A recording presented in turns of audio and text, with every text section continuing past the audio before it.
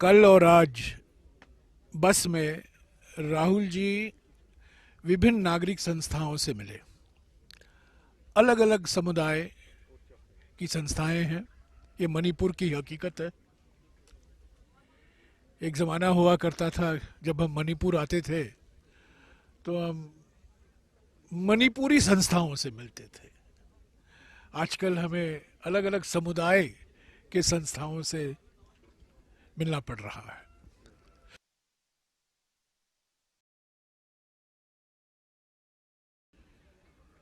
सभी लोगों ने एक मेमोरेंडम पेश किया राहुल जी को।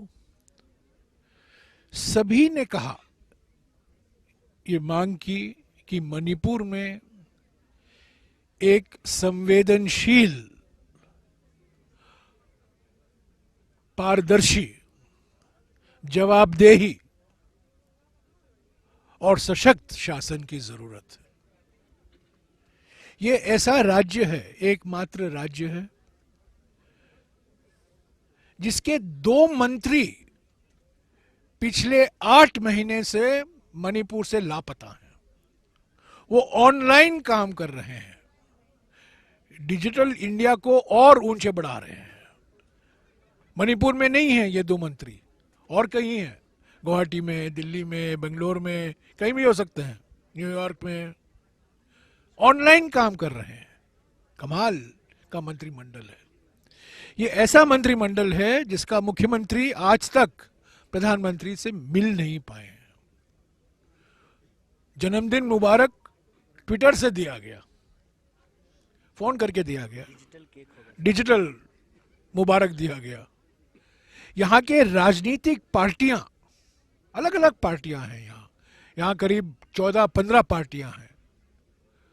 उनसे 8 महीने से वो लगातार मांग कर रहे हैं प्रधानमंत्री से, हम आपसे मिलना चाहते हैं, ये दस्तावेज पेश करना चाहते हैं। उनको अभी तक बैठक का मौका नहीं मिला है।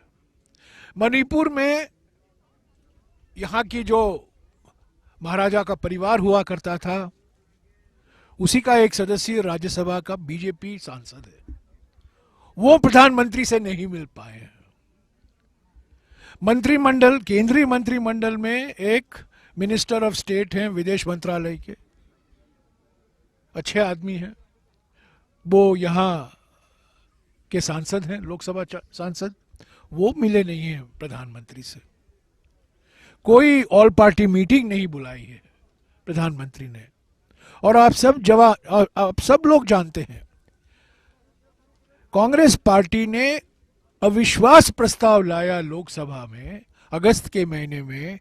एकमात्र उद्देश्य था उस अविश्वास प्रस्ताव का, और वो एकमात्र उद्देश्य ये था कि प्रधानमंत्री अपनी चुप्पी तोड़े मणिपुर पर। हम ये मानकर चल रहे थे कि अविश्वास प्रस्ताव के समय जब वो जवाब देंगे, हम जानते थे हम हारेंगे, हमारे पास बहुमत तो है नहीं, पर ये एकमात्र हमारे पास एक विचार था कि यही हमारे पास एक हथियार बाकी है, संवैधानिक हथियार बाकी है, लोकतांत्रिक हथियार बाकी है, कि हम अविश्वास प्रस्ताव लाएंगे। प्रधानमंत्री ने 123 मिनट का भाषण दिया, उसमें 3.5 मिनट उन्होंने मणिपुर का जिक्र किया, और वो भी ऐसे कोई बड़ी बात नहीं कही। तो सभी लोगों ने, सभी संस्थाओं ने राहुल जी से यही मांग की कि ये शासन में संवेदनशीलता आनी चाहिए, प्रधानमंत्री को मणिपुर आना चाहिए, और सभी ने मांग की कि बजट सत्र में कांग्रेस पार्टी और राहुल जी ये मांग करें कि प्रधानमंत्री चुनाव के पहले मणिपुर आए। आप लोग सब जानते हैं कि प्रधानमंत्री को मिजोरम में चुनाव प्रचार के लिए जाना था। प्रोग्राम बन चुका था। 3 अक्टूबर को, मुझे अगर मेरी याददाश्त सही है तो 3 अक्टूबर को वो जाने वाले थे, और मैं भी उस दिन ऐज़ॉल में था। हम तैयारी कर रहे थे प्रधानमंत्री के चुनावी प्रचारी भाषण के लिए, पर प्रधानमंत्री नहीं आए। तो मैंने पूछा किसी से, कोई बीजेपी के कार्यकर्ता से मैंने पूछा क्यों नहीं आए आपके प्रधानमंत्री, उन्होंने मुझे कहा क्योंकि अगर वो मिजोरम आते तो सवाल उठता वो मणिपुर क्यों नहीं गए। तो आखिरी वक्त में उनका चुनावी प्रचार मिजोरम में कैंसिल किया गया। तो यही सब मुद्दे उठाए गए। कुछ आज छात्र भी मिले राहुल जी से जिनका स्कूल और कॉलेज एजुकेशन में रुकावट आ गई है। जैसा कि कन्हैया कुमार जी ने कहा, एक ट्रक ड्राइवर मथुरा का भी मिला राहुल जी से, ऐसे ही मुलाकात हुई। एक और व्यक्ति बिहार में एक दुकानदार है, वो भी आए बस के अंदर, फोटो खींचा उन्होंने राहुल जी के साथ। पर जो नागरिक संस्थाएं मिली हैं आज मणिपुर में, कल शाम को और आज सुबह और अभी भी मिलने वाले हैं दोपहर को, सभी की मांग एक ही है, संवेदनशीलता होनी चाहिए, सशक्त मजबूत सरकार होनी चाहिए। जो रिलीफ कैंप के लोग भी आकर मिले थे राहुल जी से, उन्होंने भी कहा कि जो राहत हमें मिलना चाहिए वो अभी तक हमें उपलब्ध नहीं हो पाया है।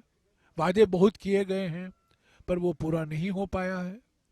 और सभी ने कहा कि राहुल जी को कि आप एक बार पहले भी आ चुके हैं, अभी भी आए हैं, आपका स्वागत है।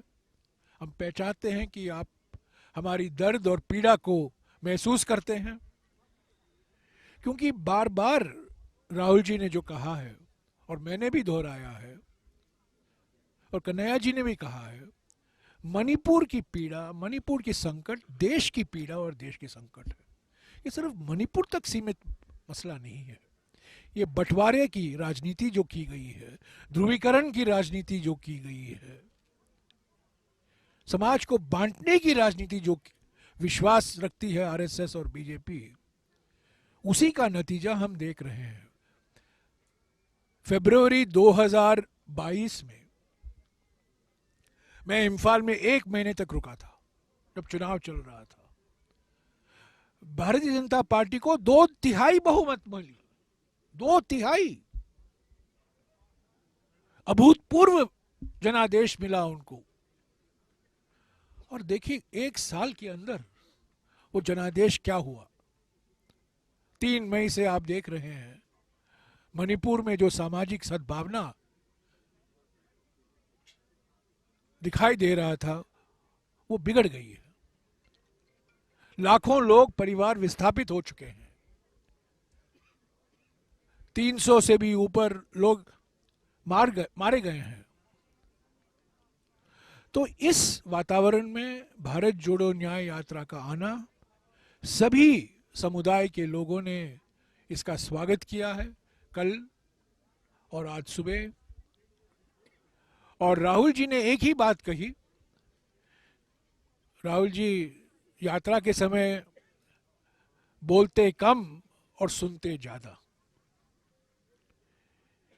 ये उनकी विशेषता है। उन्होंने ज्यादा कुछ कहा नहीं, वो सुने और उन्होंने कहा कि जो मांगे रखी गई हैं उनके सामने, जरूर उस पर कांग्रेस पार्टी विचार करेगी। अगर हम सत्ता में हैं या सत्ता में नहीं है। Mall is in the heart of Kolkata's electronic, garment and lifestyle hub, Khidirpur.